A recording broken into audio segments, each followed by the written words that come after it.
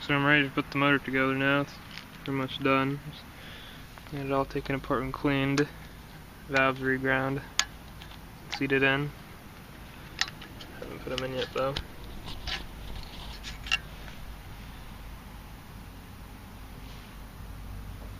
Cleaned up pretty good. I don't know how well you can see it, but see the valve seats are nice. Intake.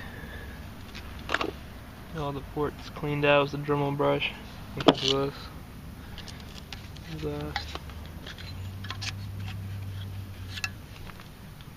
Exhaust valve was a bit more pitted. Surprisingly, the intake was stuck though. Now the way you lap these in, it's a flathead motor. You don't have the valve suction cup lapping tool, pliers, needle nose, so like that. Just keep doing that, and there's the lap feed compound and everything. That's how you lap them in.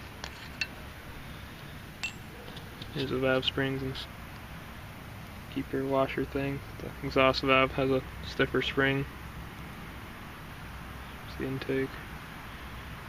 As you can see, they're held in with these tiny pins, so when it's all goes together, like so. Small pin, you see the hole that holds the valve in.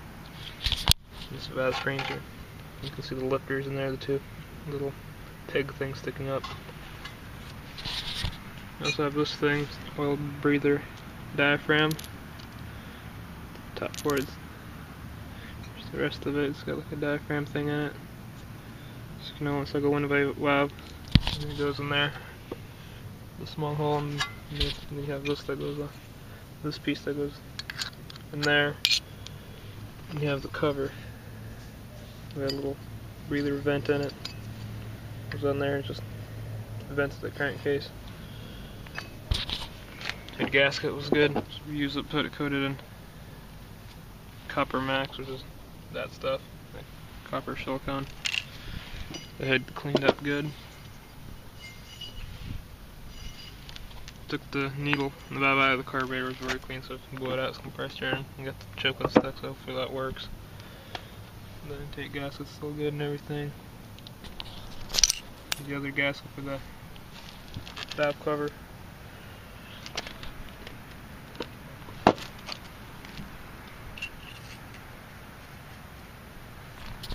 Yeah, the bore's pretty good. You can see there's hardly out, and there's pretty much no sideways piston movement.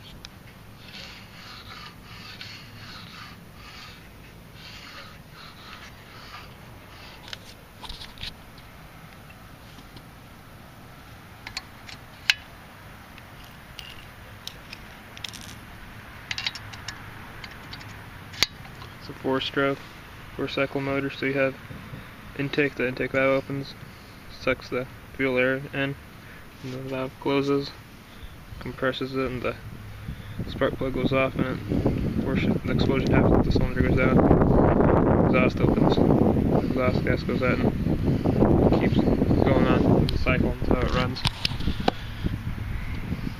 Didn't have to touch the ignition, which is good, because it has good spark, because these parts are hard to get for these.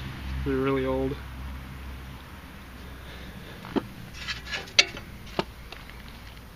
It's a basic carburetor.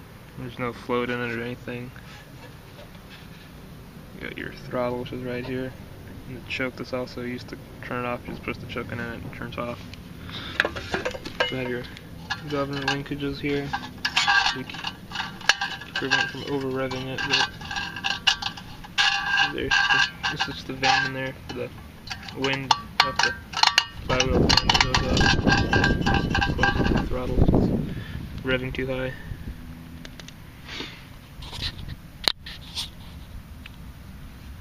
So yeah, I guess that's it. Put it together and do a video. It's starting up for the first time in years.